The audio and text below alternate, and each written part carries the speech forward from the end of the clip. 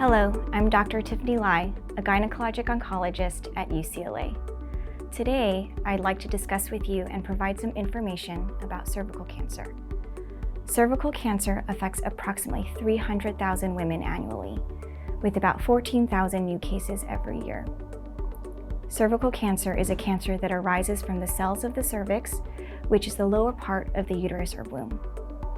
The majority of cervical cancers are due to an infection with the human papillomavirus, or HPV, which is a virus that can be transmitted through sexual intercourse.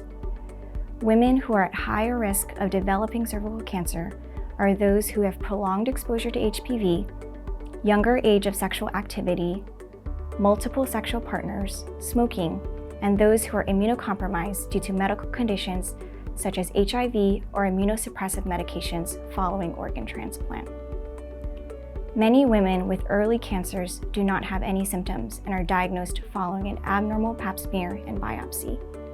Other symptoms associated with cervical cancer are abnormal vaginal bleeding or discharge, bleeding after intercourse, pelvic pain, or changes in bowel movements or urination.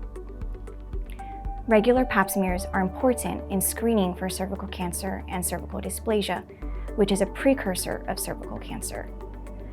When a woman has an abnormal pap smear, colposcopy is usually indicated to more closely examine the cervix and perform biopsies, which can then diagnose cervical dysplasia or cancer.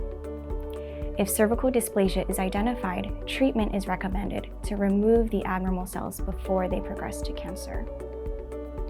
When cervical cancer is diagnosed, treatment is individualized and may include surgery or a combination of chemotherapy and radiation.